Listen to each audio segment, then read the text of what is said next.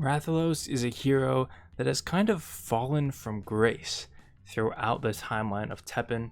In the beginning of the game, from what I understand, I wasn't around then, Rathalos was one of the king decks using his hero power Wrath Awoken to create an aggressive, powerful strategy and dominate his opponents. But that strategy had been nerfed, and since then, Rathalos has really tried to find his place in the world. But now the king is back. He has finally returned, and we are going to show you that deck right now.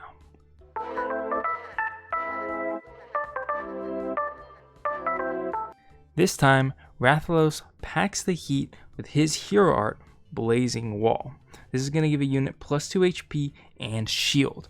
This shield is so important, and it's actually really genius. And really, the whole genius of this deck is behind using Blazing Wall. The current meta of Teppen has a lot of removal, but surprisingly, a lot of it is damage based. So adding that extra shield to your unit goes a long way to keeping them alive and beating down your opponent. Alright, so here is the deck. This is not my creation. I've seen it through the Discord. I believe user Dark Void posted it. I've seen it a little bit on Twitter from Tarako Man. Do pretty well with it as well. So the three parts of the deck, MP boosters, you can see them at the bottom of the deck list, are going to be Feline and Iris.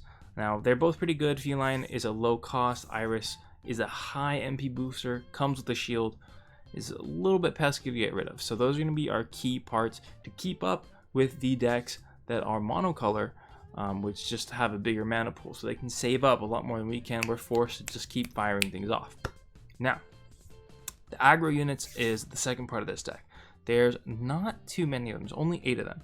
They are going to be Maki, a 1/7 with combo, and Sergios, I want to call him Sergios, but he's Sergios, as a flight and combo, very similar to Maki, but just has that little bit of flight to make him a little bit more pesky. We've got 3 Valstraxes, flight, rush, agility. This card is awesome, super awesome. And of course, Lucia, who turns into Demon Form Lucia, which is flight and agility. So Demon Form Lucia and Valstrax, in my opinion, are the main parts of this deck, because a lot of the cards that people are using to play to get rid of other units are like 4 costs or less. So the fact that Valstrax is 5 and Demon Form Lucia is 6 means they're going to be able to stay above that, and it's going to force your opponent to do damage to them to kill them, which is where the Blazing Wall comes in handy. So you get to keep them alive and just keep smashing face. Now the last aspect of the deck that I said was unit buffers. They come in 2 kind of types. So the first is going to be defensive ones, and the other ones are going to be offensive ones. So the first is defensive. There's really only 4. We could argue that there's more, but we've got Wall Jump at 3. They're just going to give a shield. I mentioned shield's super strong right now.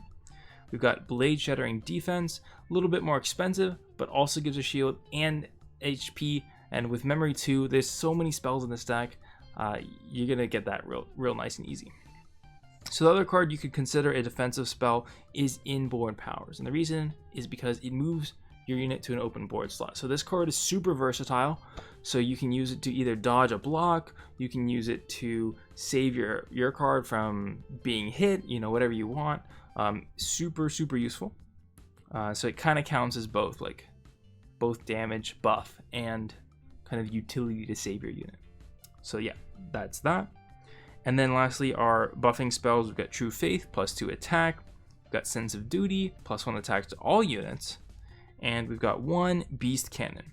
Along with that, we've got State of Nothingness, which is going to give +1 attack to a unit for every action card we play this battle. So that's going to stack up really quick and just take over games by itself.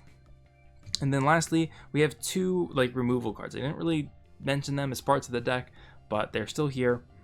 We've got Liberating Slash, which is going to help us either destroy really pesky units from the opponent or kill our own to have life to win in the long game, which probably shouldn't happen, but it's there, it's an option.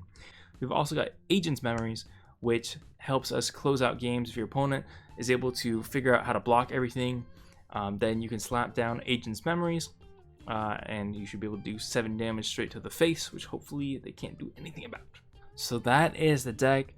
Go try it out. Report back here. I want to hear how you guys do, because I have seen some pretty impressive showings. Multiple people getting above 2100 ranked points using Rathalos, and I'm pretty sure it's this deck for most of them. So that's really impressive to me. I would love to hear how you guys are doing. It's a pretty straightforward aggro deck, so it shouldn't be too hard to figure things out. So yeah, here is the QR code if you don't want to like nitpick it up. And just to remind you guys, you can screenshot this if you're on mobile. Screenshot it and then go into Tepin and scan the QR code from your image library. That is all I got. Hope you all have a wonderful day and keep on learning. Keep on having some fun with me here at the Durian channel. And I'll see you in another video. Peace.